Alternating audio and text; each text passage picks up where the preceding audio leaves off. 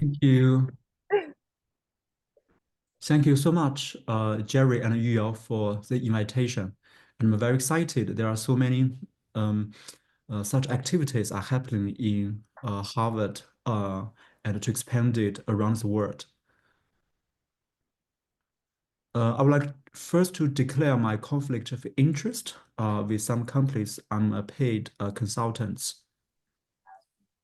And in today's lecture, it will be around 45 to 50 minutes, followed by 10 minutes Q&A section. I would like to take this opportunity to share with you the background information of aging, the molecule NAD+, autophagy, mitophagy, Alzheimer's disease. And then I will share with you a total of 5 projects very briefly. The first one is defective mitophagy is a risk factor of AD. Second, your K1 reduction is a driver of AD. And the third, we use AI-based method to prepare drug development. And number 4 is a small molecule identified in passion fruit, Baixiangguo. And number 5 is a biomarker development. And then I will give you a summary. My interest in aging stemmed from my passion in drawing. And Pablo Picasso is my favorite artist. And he had many portraits of himself. And you can see this is one at the age of 15 and another one at the age of 25. So when we are at a younger age, even 10 years past, we do not feel so much on how aging affects us. When he died at the age of 91, 1 year before his death, he had the last portrait. And you see the portrait that captures the nature of aging, including the loss of hearing, loss of hair, and hearing loss, as well as an unmirrored shape of the face, and he was unhappy. So this is amazing because aging is likely to be very, fair, no matter you are rich, poor, whether you are the king of Norway or generic person, aging affects all of us. And we are now actually approaching an aging society, meaning there'll be more and more older people and with many diseases, which will bring formidable healthcare and socioeconomic pressure. If you look over like proposed average lifespan for a person to be born in 2030 and what is the expected lifespan, and you can see here, South Korea dominates #1 for females. The proposed average lifespan will be around 91 years old. For most of the developed countries, it will be around 85 years old. For men, the lifespan is always a few years shorter than female. Still, South Korea ranks #1 with Norway in the middle. When we are talking about aging, while it makes us more experienced, confident, and wisdom, there are many drawbacks which we do not appreciate, such as a risk factor of different diseases, such as dementia, cardiovascular disease, cancer, among the others. So I always want to ask my audience a question. It is, how do you foresee your health in your 90s? Would you be as pessimistic as Picasso, or you'll be more optimistic in view of the new technology we have been developed over the past years and in the future years also? If we want to improve our quality of life, we need to understand aging at a molecular level. Scientists in the field have worked very hard and they proposed different drivers or pillars or hallmarks of aging. And the original hallmarks of aging contained 9 and now extended to 12 and even more. But some of the key, including DNA damage, telomere attrition, epigenetic alterations, mitochondrial dysfunction, deregulated nutrient sensing, stem cell exhaustion, cellular senescence, altered cell-to-cell, organ-to-organ communication, loss of proteostasis. So in addition to the original 9, with my colleagues, Mark Madison, David Rubinstein, among the others, we propose that compromised autophagy is an independent hallmark of aging, though there was some overlap between both of them. We also need to keep in mind that all those hallmarks of aging are artificial terms. They are intertwined together. So if in case you are working on DNA damage, it will be also likely to link to many, if not all, the hallmarks we are listed here.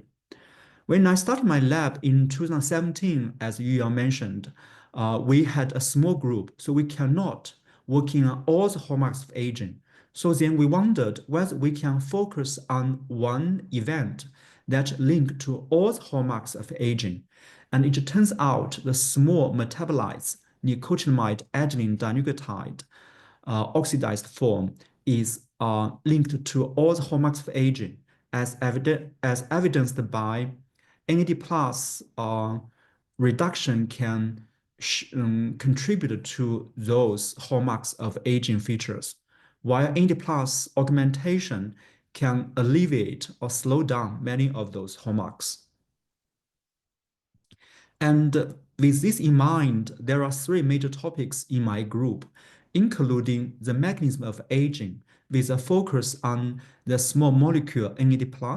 We're interested in why it is reduced during aging and how we can pharmacologically or genetically reinstall cellular tissue NAD+ in a safe way.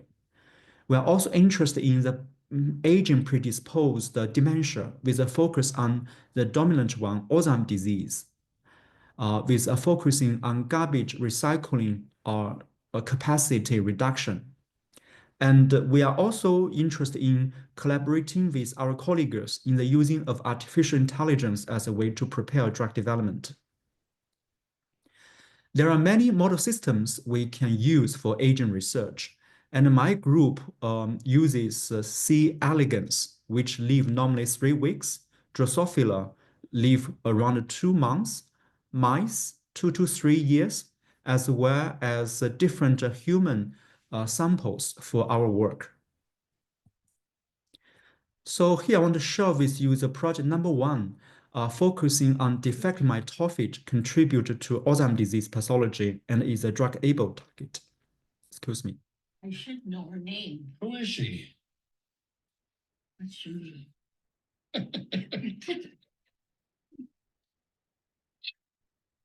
She's looking at you. I know. I can't remember her name. What's her name? It's Betty in front of you. Who are you talking to? This lady here. Betty. I'm Betty. Well, she's Betty too. Oh, are you me too? Okay. All right. We got that settled. Wait, now I'm gonna get a good night's sleep. There you go. Thank you. The grandma, Betty, she is very sweet and nice, but she is suffering from Alzheimer's disease at the last stage. As you can see, she even cannot recognize herself. And this is a classical feature of Alzheimer's disease. Though there are so many research targeting on this disease, we still do not have a cure. And the population will be increased from around 55 million to over 82 million. So here's the number, those are dementia, with 70% are Alzheimer's disease. We want to give you a little more information on the definition of Alzheimer's disease at a pathological level. The lower part, the right one, is a slide from a cognitive normal person deceased from a disease not related with cognition. And you can see a very like normal anatomic feature. While the left one, a person died of Alzheimer's disease, and you could see shrinkage of the brain structure, especially the cortex, enlargement of the lateral ventricles, and death of the neurons involved in memory and learning, especially in the H region, hippocampus, and the entorhinal cortex. Accumulation of extracellular plaques, especially the A-beta plaque, as well as intracellular A-beta peptide like 1 to 42, in addition to intracellular tau tangles. Those two are the disease-defining pathological features of Alzheimer's disease. There are many drugs approved by the US FDA as drugs to treat Alzheimer's disease, including the recent approved anti-A beta antibody. But all of them, including the very recent approved one, they can only alleviate the pathology very mildly. So we still do not have a drug to stop the disease. And there's a long way to go. I was trained as a molecular gerontologist at NIA. We have witnessed the understanding of the mechanism of aging dramatically over the past decade. There are so many molecular mechanisms like senescence, DNA repair. And we then wondered whether those molecular mechanisms that drives aging can also help us to understand the mechanisms of Alzheimer's disease in view of the statement that aging is the greatest risk factor of Alzheimer's disease. And then we got very precious brain samples from Harvard Brain Bank, and we did a very detailed characterization. The upper one, we finally focus on mitochondria. And the upper one is a patient died of car accident. And you can see that in the memory-related hippocampal region, we see a complete mitochondria with outer membrane crystal inside, although we also see some damaged mitochondria. But compared to Alzheimer's disease patient, the same brain region, we saw accumulation of a dramatic amount of haloid mitochondria, indicating they are damaged and dysfunctioning. This phenotype was reported for over 20 years, so we are not the first one to show this. And the classical understanding in the field suggesting it could be caused by increased oxidative stress, and which could be also a driver of Alzheimer's disease. But this concept may not be that so prioritized in Alzheimer's disease, as treating the AD patients with antioxidants do not see dramatic benefits. So with this contradictory information in mind, we wondered whether it could be caused by other molecular mechanisms. Before we go to the mechanism, I want to give you more rationale. While when we are working on the brain, we need to focus on mitochondria, because our brain constitutes less than 3% of the body weight, but can consume over 30% of the energy. And the energy correlates like a machine to enable the car, the vehicle to run. And if you look over Betty again, she got married at her 20s. She had a very normal memory at that time.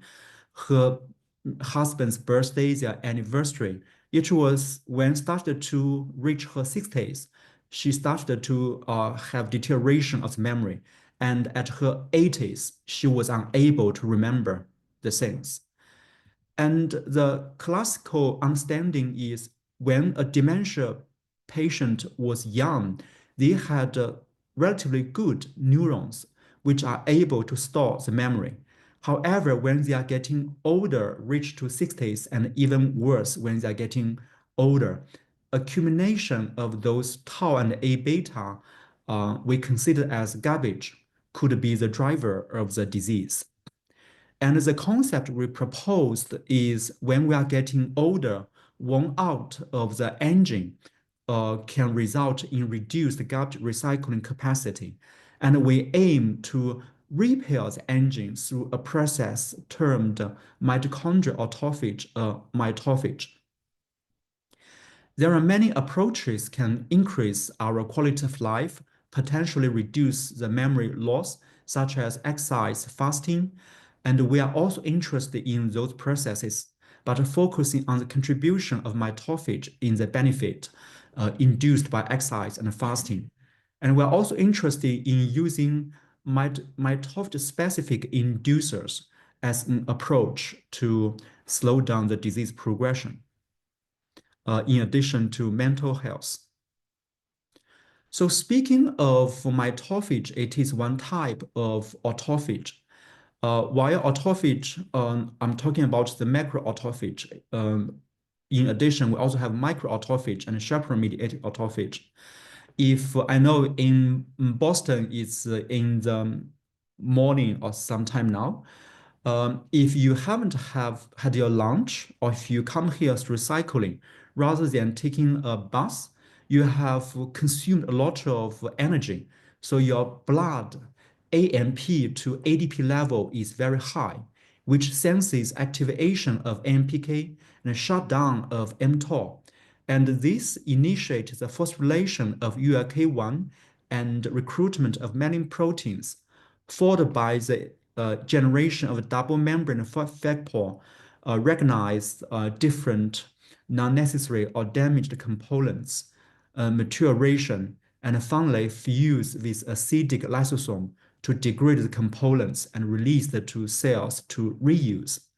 There are many proteins involved in this process, and based on the contribution on the identification of different autophagy or ATG proteins by the Japanese professor Yoshinori Osumi, who was credited a Nobel Prize in 2016 in medicine or physiology. And here I want to get your attention of only one protein called ULK1, which is important for the initiation of autophagy, as well as participants in the mitophagy pathway. So how to quantify mitophagy? There's a marine protein called KIMA, which is sensitive to pH, while in pH 7 in the normal condition is in green color, while in acidic environment, which is mitophagy autophagy process, then it's in red color. Scientist has expressed the KIMA on the mitochondria. And you can see in the HeLa cell in physiological condition, we only have less than 1 or 5% of red dots, which is essential, which is enough to maintain mitochondrial homeostasis. However, when the cells are exposed to a mitochondrial toxicant like FCCP, you see dramatic increase of the dots, which are quickly activated to reduce damaged mitochondria, enabling the survival of the cells. And we propose an age-dependent reduction, and especially in Alzheimer's disease, a defective mitophagy could contribute to the disease we are having. Though there were studies showing mitophagy is reduced during aging, but they use primary cells or dead animals. How mitophagy changes in live animal, that was not available to the best of my knowledge. So in collaboration with my colleague Wang Tan, and we use a two-photon microscopy, and we find that both mitophagy, neuronal mitophagy using the SYN reporter, there was an age-dependent reduction of mitophagy in neurons in the live animals. And mitophagy in astrocytes was also reduced during aging in live animals, with the data for paper in preparation. If we go back to the electron microscopy data, using a two-way blinded manner, we quantified mitophagy-like event, and you could appreciate we noticed 60% reduction of basal level of mitophagy in Alzheimer's disease patients compared to age and sex-matched controls. Speaking of molecular mechanisms, we tracked different proteins which were reported for the autophagy mitophagy pathway. And finally, we focused on ULK1, which with a protein level was reduced in AD compared to controls. And in addition, the activity of ULK1 was also dramatically reduced, as evidenced by reduction of serine 555, which is essential for the function of ULK1. And I will focus on this ULK1 in my following project. So then we wondered whether mitophagy is just a bystander if we do not see like a driver, but at least a risk factor of Alzheimer's disease. We fed the animals with mitophagy inducer and see whether it was able to slow down the memory loss. And we use different methods for spatial memory evaluation, including the using of Morris Watt maze. If any of you haven't used this before, we just put a mouse on this milky water. There was a hidden platform. Here for the visibility, we put a little bit higher. So the first time it takes 50 seconds or even longer based on how big the trunk is to find the platform. If this mouse is able to memorize, after 5 to 6 times, they can find it in a much short time. And you can see in the left side, which is a demented mouse, even after 6 times training, it was unable to find the target. While the right one, after treated with a mitophagy inducer, it was able to recognize the platform was in this area. And we had around 15 to 16 mice per group covering both genders. And we saw indeed improved spatial memory with our mitophagy inducer treatment. Due to time concern, I want to give you a summary on the project number 1. Using a cross-species approach, we noticed reduced mitophagy in those AD animal and human patients systems. And this causes accumulation of damaged mitochondria. However, this pathway may not be sufficient to cause Alzheimer's disease. We still need tau and A beta, especially like ApoE4 and TREM2. And they work together to cause neuronal dysfunction and even death, as well as reduced garbage clearance capacity by the supporting cells like microglia and astrocytes, as well as higher inflammation in microglia because of the higher NLRP3 caspase-1 signaling we identified, and finally shrinkage of the brain and loss of memory. So how did we convince ourselves and that reduced mitophagy is at least a risk factor of the disease? Because when we pharmacologically, for example, using the NAD plus precursor uronidine A as well as genetic approach to reinstall mitophagy, we saw increased mitochondrial homeostasis, increased neuronal survival, increased phagocytotic capacity, and reduced inflammation of microglia, and reduced the tau and A beta, and finally increased memory, as we saw in different A beta and tau mouse models. So I want to share with you a little more on how the uronidine A is important for mitophagy and NAD for mitophagy. Then next, I want to share with you our understanding on why when we are getting older, mitophagy is dampened. Uronidine A is a small molecule which with its precursor available in fruits like pomegranate. Those polyphenols can be digested in our microbiota and to produce uronidine A. And our previous results show UA was able to reduce tau and A beta pathology. And very recently, our following up paper showing uronidine A was able to regulate the lysosome homeostasis to increase the degradation of aggregated proteins. And another mitophagy, like another molecule we're interested in is NAD+, which in the Boston region, Professor Nanny Grante, David Sinclair, among the others, are true leaders in the field. So it has been proposed that there's age-dependent reduction of NAD could be caused by increased consumption and or reduced production. And if you look over the mitochondrial function, there was also a similar line correlated with aging extension.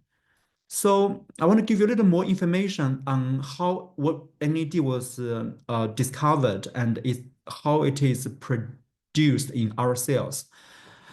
So it was started by some German professors when they were discussing how fermentation can, and they noticed that a portion now containing NAD+, if without this portion, glucose is unable to be digested to pyruvate.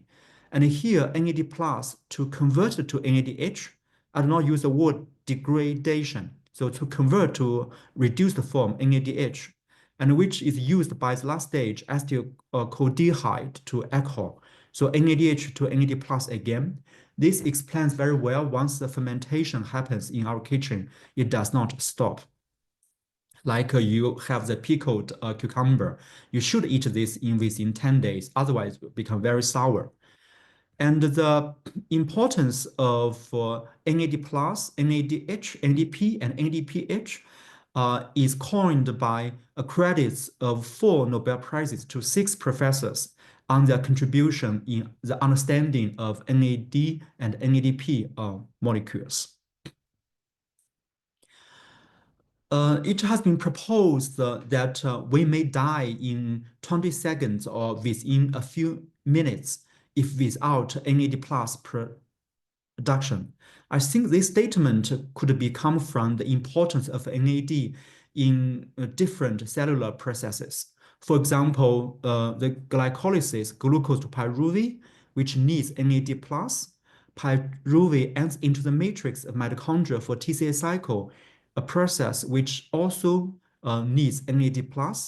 When we eat fat, which degrades to acetyl-CoA, which also uses NAD+ through the beta oxidation process. And NAD+ in those through process to NADH, which is used by the mitochondrial complex, especially complex 1, to generate 30 copies of ATP for us to use. And to understand why when we are getting older, NAD is reduced, we should understand how NAD is produced in mammals. At least there are 3 to 4 molecular mechanisms on NAD+ production, including the de novo pathway. De novo pathway cells use tryptophan to generate NAD+, which is a very complicated, time-consuming, and less efficient approach. But many of the intermediates inside are very important if you are working on neuroscience or in the neurology department. Those intermediates are with blue asterisk, like hyaluronic acid, picolinic acid. Those are neuronal protective, while 3-HA, 3-HAA, and culoninic acid are neuronal toxicants. The second pathway, cells use nicotinic acid to generate NAD+, which is a far more convenient and efficient way. However, many of the patients suffer from this itching and flushing side effects. And the third pathway is NAD to be degraded to nicotinamide, and which finally converts to NAD+. Charles Brunner in 2004 or 6 showed that nicotinamide riboside NR is another precursor. So all those pathways together we consider as salvage and recycling. The current understanding of the benefit of NAD in longevity could contribute by its role in DNA repair, to be used by the pups to repair damaged DNA, to be used by the NAD-dependent sirtuins, which can deacylate proteins like foxols, GC1 alpha, to increase a transcriptional overexpression of genes involved in metabolism, neuronal plasticity, hair span. Also, the role of sirtuins in longevity with some controversial, but its benefits in hair span is very solid. There are other molecular molecules involved in. So if you are in the NAD field, there are different precursors are used, including nicotinamide riboside, as well as nicotinamide mononucleotide. And my group use all of them, and majorly NR and NMN. I just want to share with you that when we giving NR or NMN or NAD+ to humans, the majority is digested via microbiota with a small portion of NR and majorly NAM and the nicotinic acid to be consumed and absorbed in our body. With our colleagues, we show that hyaluronic acid, which in the de novo pathway, if this molecule is higher in CSF, it can slow down the deterioration of memory in a longitudinal cohort we worked in Norway. And if any of you know the disease delirium, or in Chinese it is Zhangwan. So this happens very often when you get hip fracture or COVID-19 patient in ICU. And we showed that if a patient has high levels of quinolinic acid, which is intermediate in the de novo pathway, then this individual has a high chance of death compared to others. And how NAD induces mitophagy? The pathway we contributed was that when we increase NAD+, it increases the deacylation activity 31 to increase the deacylation of FOXO3, which can transcriptionally upregulate genes involved in autophagy and mitophagy, such as BNIP3 and LC3. And there are many other molecular mechanisms. I want to go to details. And in Norway, we are very strong in outdoor activities, especially skiing. And when we started the work, and my students were asking, like, in addition to fed the mice with NAD+, if we also force them like to run like through the treadmill, and we indeed saw synergistic benefits to different parameters we have been working on with the paper in preparation. And here I want to go to the next one to explain why when we're getting older, more or less, we have impaired memory, even we cannot reach to Alzheimer's disease. So as I showed you, the autophagic process with ULK1 involved in the initiation of the autophagy pathway, which is also important for the mitophagy pathway, including the pink1 dependent as a downstream, as well as important for the pink1 independent pathway, like FU and DC1 pathway. So we wondered whether there's any linkage between Alzheimer's disease and mitophagy in collaboration with Fei Fang from Cleveland Clinic in the USA. And we found that ULK1 protein is indeed clustered between the two features. And then working with our colleagues in University of Oxford, we worked on different autophagy, mitophagy, mitochondrial pathway-related proteins. And we found that compared to control, indeed, those proteins are either increased or decreased in Alzheimer's disease. ULK1 is not in this list because it was not in the SomaScan antibody-based screening method they used. It does not mean it was no change or undetectable. We showed before that ULK1 was reduced in protein level as well as in activity. So we wondered whether this is a coincidence or it is a case. And by using a different longitudinal cohort in Norway, including a healthy population, older population, after 4-year follow-up, as well as in cognitive normal compared to Alzheimer's disease, including mild cognitive impairment and Alzheimer's disease, as well to use Alzheimer's disease brain samples. 5 to 6 are severe stage, 3 to 4 are early stage of Alzheimer's disease. Those are control. And by using all those systems, we show Alzheimer's disease and aging-dependent reduction of ULK1 in both serum and CSF. And then we wondered whether ULK1 reduction could contribute to memory loss. And what we did was we overexpressed ULK1 in both A-beta and tau mouse models. And we indeed show when we overexpress of ULK1, either ubiquitous or neuronal specific, we saw increased mitophagy, increased autophagy, reduced damaged mitochondria, and improved cellular function, survival, and increased memory with this paper also in revision. Because we had this ULK1 model, so when our students was maintaining the colony, they noticed that ULK1 overexpression compared with wild type may live longer. So then we had 2 sets of serious experiments checking the lifespan.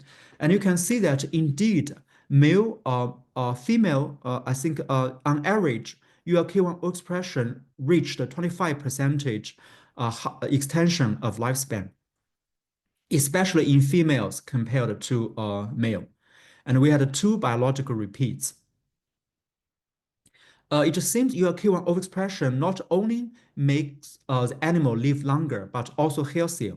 By using this frailty score, which with like gray hair and behavior, total 31 parameters, the higher score indicates the higher frailty.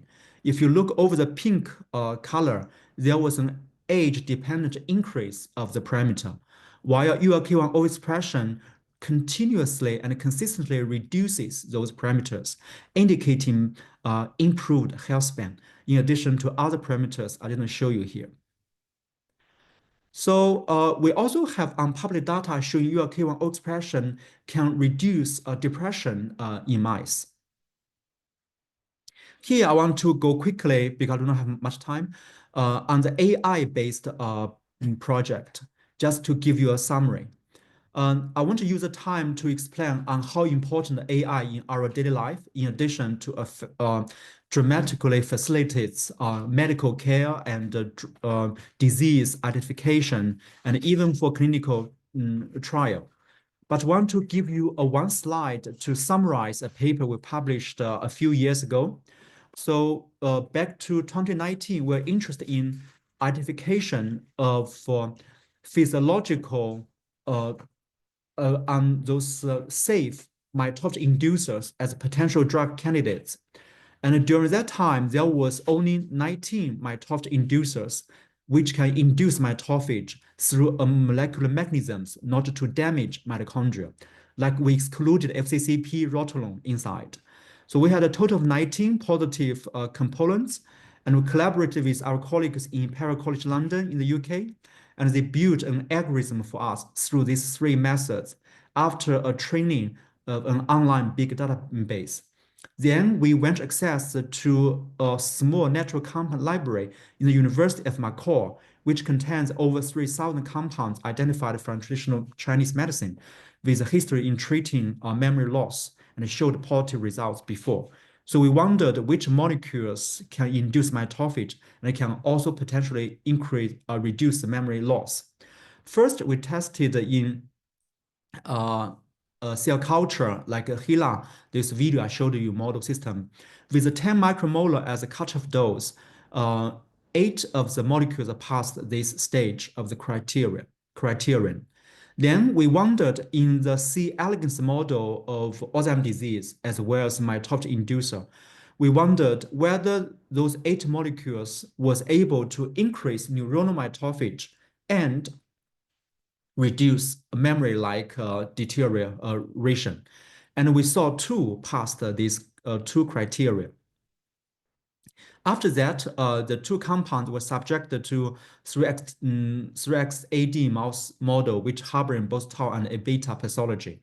And very luckily, those 2 molecules were able to increase mitophagy in the brain and reduce the memory loss. And those are our lead compounds. And now we are doing further structure modification to increase their specificity in inducing mitophagy. And here I want to show with my product number 4, that is identification of a new mitophagy induced in passion fruit. And my student Shu-Qing Cao, when she started her PhD in Thailand, a country they eat a lot of colorful fruits. And there are many epidemiological studies showing eating more colorful fruits correlates with low chance of dementia. So she wanted this was a coincidence because those people have better salary and better access to healthcare, or there are molecules inside can reduce the memory loss. And Shu has identified more than 100 metabolites, small molecules. And finally, we focus on the EFFAA, which seems to be one of the contributors.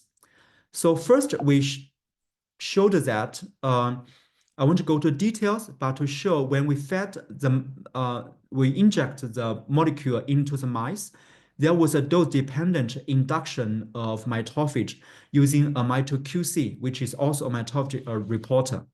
And it seems this pathway could be at least contributed by the Pink1-Parkin-based mitophagy by using this phosphorylated ubiquitin and serum 65 as a marker. And we also show this EFA molecule was able to improve the memory, reduce the tau pathology, especially p-tau217, which is the recently identified p-tau, which can be used for early detection of memory loss and a specific marker for Alzheimer's disease. And this molecule is also able to reduce damaged mitochondria and increase mitophagy. In addition to the studies in mice and C. elegans, we wondered whether our molecule is able to improve function in the organoid model by using iPSC to differentiate to neurons, astrocytes, and then added microglia in red color at the end, in collaboration with our colleague Hansen Cho, who also got his postdoc training in Harvard Medical School. And you can see that using this AD model, it recapitulates the tau pathology, while the wild type had very low p-tau217 and AD had a very high level. And with our molecular treatment, it can dramatically reduce the level. And the migration of microglia in red color from the rim to the center indicating inflammation. And our molecule can dramatically reduce inflammation. And further, we wanted to check whether this molecule what are the pharmacokinetics. And our molecule, the half-life in the blood of mice is around 10.1 hours, so which is a favorite time if you want to develop a drug. And this molecule is also able to pass the blood-brain barrier with experiment done by a commercial company in the Netherlands. And we had the crude extract of passion fruit, and which shows improved memory in C. elegans. And we got some news from the national media of Norway. And I remembered this news was published on Friday. And on Saturday, I went to the market to buy a passion fruit, which is my routine. And you can see what happened. The passion fruit was gone. And my colleague told me all the Norwegians follow the signs from the national TV. So it also makes us be more responsible in our data interpretation. And I want to share with you that in Norway, we have so many high quality resources like the sea, fish and shrimps there, including this krill, which is only available in the South Pole. And Norway has a region there to be qualified them to hunt.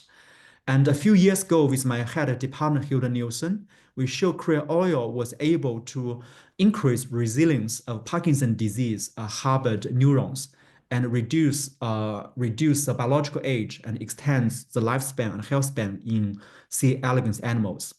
Even we do not know the results in humans, but the company, many companies did studies in humans showing positive benefits. So this is very exciting. And with all those in mind, in collaboration with my co-former mentor, Mark Madison, and my long-term collaborator, Professor David Sinclair in Harvard, we wanted to ask why, when we're getting older, like 70 to 80 years old, we more or less have memory loss, but only 10% or less than those percentage can get Alzheimer's disease. So how to make this thing happen in a molecular mechanism-based way? We propose there's an age-dependent change on NAD mitophagy pathway. When we are young, this pathway is good. We have a high quality of mitochondria, high capacity to reduce garbage. However, when we're getting older, NAD is low, mitochondria is dampened, and the recycling is done. However, this may not sufficient to make somebody get Alzheimer's disease when we're 80 years old. We still need ApoE4 and TREM2, similar for Parkinson's disease and Huntington and ALS. In view of the importance of autophagy in safeguarding quality of life, with Guido Kromer, Linda Petrie, Rubinstein, among the others, we proposed compromised autophagy is an independent hallmark of aging, which was also applied to their 2023 updated hallmarks of aging in Cell. We are not only just publish a paper, we really want to see whether our work can be applied to the clinical setting. In collaboration with our colleagues in Charles University in Prague, we asked whether any of those mitophagy autophagy proteins in the blood can be used as a biomarker to track the progression of the disease. We collected 46 control, 100 mild cognitive impairment, and 100 AD, and we found the pink one was increased when AD happens. NIX was also high, while TFAB was low. We don't know why. Some are high, some are low, but those are the results we got. And in Norway, I'm very fortunate to be involved in many clinical trials, such as for using NAD to treat ALS, using NAD to see whether it can change, can alleviate side effects for the long COVID patients. If any of you are interested in AD, there's also a big discussion on NAD and cancer.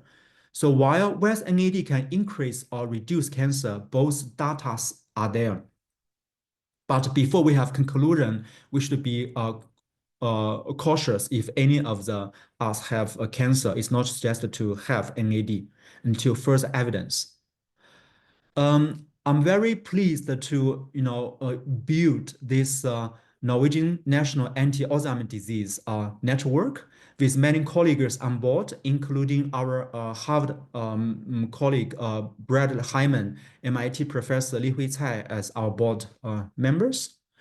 We also built this Norwegian Center on Healthy Aging network with many of the colleagues in the field trying to working together to fight against aging. And finally, I want to share with you if any of our family members or somebody got Alzheimer's disease, we should encourage them to go outside rather than to stay at home. A recent TV documentary by our national channel in Norway showing that if we let the patient to go seeing once per week, they can have dramatic benefits to the life and reduce the memory loss. And this documentary has got many awards, including the Human Rights Awards by the University of Oslo. And very recently, we got a big funding to investigate whether and how delirium as a contributor or risk factor of Alzheimer's disease. And I'm very pleased that even we have this lab for less than 7 years, but our work has been recognized by the leaders in the field. So we really thank the students in our group. And finally, I want to give you a summary of today's work. I didn't show you some of the results, but in a group of premature aging disorders, DNA repair deficiency can cause NAD reduction as a way to exacerbate the aging process. The NAD mitophagy process is essential for healthy longevity, while it is dampened in aging and extremely degraded in Alzheimer's disease. Defective mitophagy is a risk factor of AD, while mitophagy is a drug-able target. ULK1 is reduced in Alzheimer's disease, while its augmentation forestals AD pathology and retains memory. AI could be used to screen drug candidates for Alzheimer's disease, and we have identified a novel mitophagy inducer EFA passion fruit with anti-AD potential. And many of the autophagy mitophagy proteins are detectable in blood samples, and there's a correlation with the Alzheimer's disease conundrum. So how we can improve our quality of life? I think many of us are molecular gerontologists working at a molecular level. So while we are targeting different hallmarks of aging, we also, which contribute to different major aging-related disorders like cardiovascular disease, osteoporosis, osteoporosis, among the others. We also need to consider how to improve the aging by intervention at individual level. With many of the approaches we have, like solutions we propose as right side. At the societal level, we need to talk into the government, the policy makers, how to build older people friendly environment with our suggestions here. So recently we have made um, this strategy to launch healthy longevity.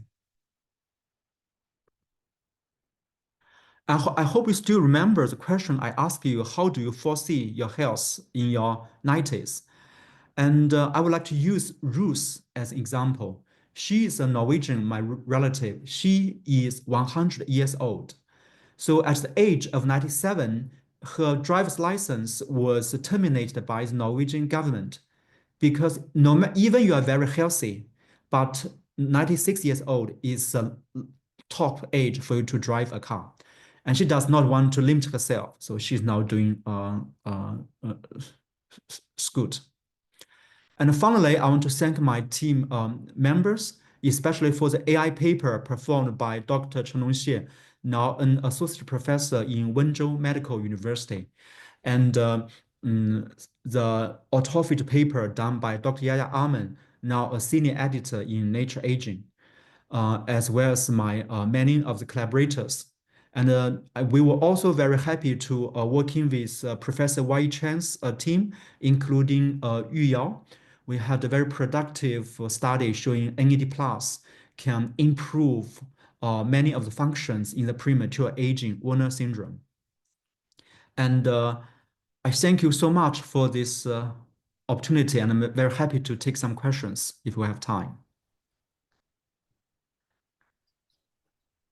Very impressive work, and I think the projects are very cool. And in the chat box, there are already numerous questions. The first one is they ask, how stable is NAD plus? Is it easily reduced in solution, or is it stable when administered to the mice or other animal models? Yes. I think when we are doing supplementation, we normally do its precursors rather than NAD plus itself. At least in cell culture, most times the NAD plus cannot penetrate the membrane to go inside. Though when you put NAD plus in the cell culture medium, it can also degrade it to NR and NMN, and it can go inside. Speaking of the precursors like NR and NMN, I think they are relatively stable. But for NR, when you dissolve in water, for example, when we feed the mice, we need to change the water 2 times per week. And you also need to make sure the bottle as well as water are autoclaved, because even any bacteria can digest NR and NMN to degrade to nicotinamide. So there are a lot of details you need to pay attention. Thank you. And the other question is whether exercise therapeutic elevation of mitophagy could lead to a decrease in cellular energy levels, which can be detrimental in AD neurons, and any thoughts or comments on this? So the question was whether higher mitophagy can reduce. Yeah, the elevation, yeah, the high level of the mitophagy, yeah. Definitely. So my master degree was on toxicology. So the first course, in the first course, our teacher says everything can be toxic.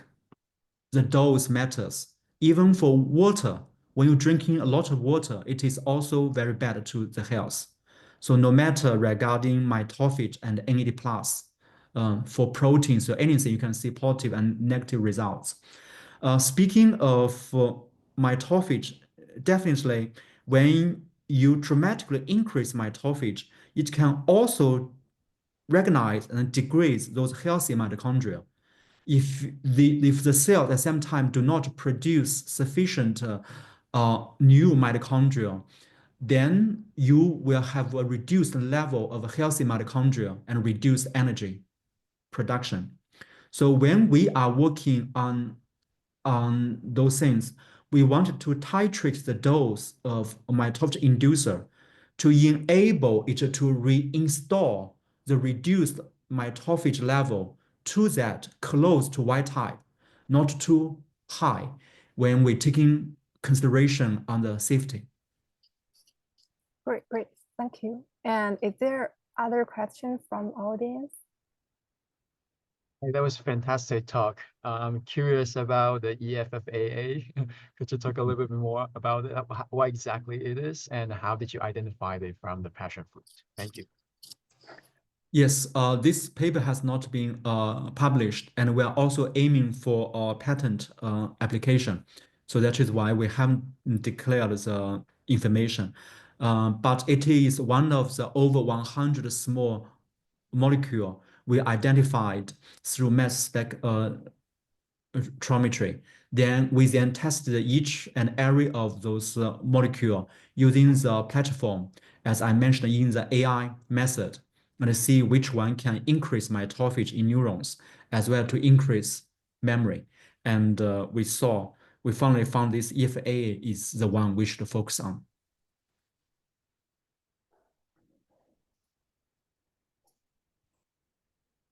Thank you. And any question from the audience? And actually, I have one small question about NAD+. Do you think that can pass by the blood-brain barrier and go into the central nervous system? So NAD+ itself cannot, but nicotinamide can, because it is very small. Okay. Speaking of the nicotinamide riboside NR, it seems because there are cellular membrane channels that enable NR to go inside. Regarding NMN, whether it can go inside of the cells, there was a debate whether that channel was true or not. Great. So I think nicotinamide and NR can, and NMN, there was some report. But for NAD+, it may not be able to, yeah. Great, thank you. And I think because the time is limited, we'd rather stop here. And thank you again, Professor Fang, a very great talk. And thanks for everyone joining today's talk. Yes, hope you have a nice of the rest of the days. Yes. Thank you so much. Fantastic talk. Yeah. Thank you so much. Amazing meeting. Thank you. Thank you, Jerry and Yuyao. If any of the audience have any questions for me, just send me an email. Yeah. And have a nice day to you guys. Let's keep in touch. Yeah. Yeah. Keep in Yeah. touch. Thank you. Bye-bye. Bye. Bye.